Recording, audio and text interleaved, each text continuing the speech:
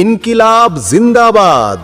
৬২ নম্বর ভগবানগোলা বিধানসভা কেন্দ্রের সমস্ত স্তরের শ্রমজীবী ও মেহনতি মানুষ, ভাই ও বোনেরা, পরিবর্তনের লড়াই শুরু হয়ে গেছে।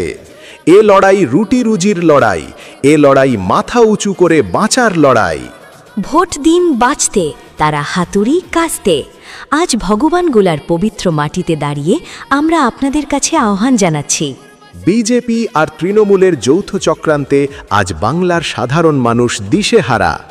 একদিকে দুর্নীতির পাহাড়, অন্যদিকে বিভেদের রাজনীতি।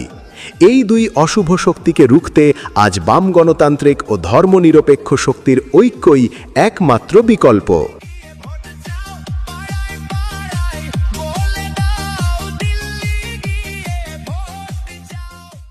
বন্ধুগণ, আসন্ন বিধানসভা নির্বাচনে ৬২ নম্বর ভগবানগোলা বিধানসভা কেন্দ্রে আইএসএফ সমর্থিত ও বামফ্রন্ট মনোনীত সিপিআই-এম প্রার্থী হিসেবে লড়াই করছেন আপনাদের ঘরের ছেলে কমরেড মাহমুদ আল হাসান। বিজেপি ও তৃণমূলের চক্রান্তে আজ আমাদের অস্তিত্ব সংকটে।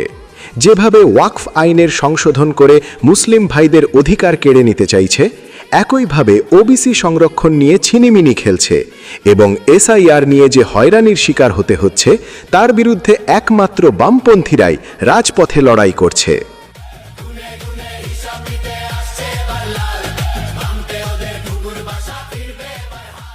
আর রাজ্যে তৃণমূল সরকার, তারা দুর্নীতির মাধ্যমে আমাদের যুবকদের ভবিষ্যৎ বিক্রি করে দিয়েছে।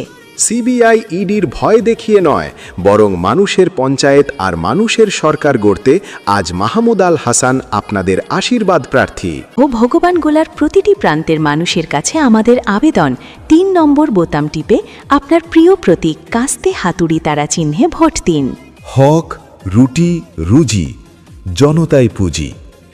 আজ চাষি ভাইদের ফসলের দাম নেই, সাধারণ মানুষের কাজের গ্যারেন্টি নেই। ১০০ দিনের কাজের টাকা থেকে শুরু করে আবাস যোজনার ঘর, সর্বত্রই চোর আর সিন্ডিকেটের রাজত্ব। এই অরাজকতা আর হায়নার মতো শাসকের হাত থেকে বাংলাকে বাঁচাতে বামফ্রন্টের হাত শক্ত করুন। বিজেপি তৃণমূলের গোপন আঁতাত আজ সবার সামনে পরিষ্কার। তারা চায় আমাদের ভাগ করতে, আমরা চাই ঐক্যবদ্ধ হয়ে লড়াই করতে। তাই আসুন, সমস্ত বিভেদ ভুলে ধর্মের নামে উস্কানি উপেক্ষা করে ভগবানগোলার সার্বিক উন্নয়নের স্বার্থে আমরা সংকল্পবদ্ধ হই। ৩ নম্বর বোতামে রয়েছে মেহনতি মানুষের রক্ত দিয়ে অর্জিত প্রতীক কাস্তে হাতুড়ি তারা।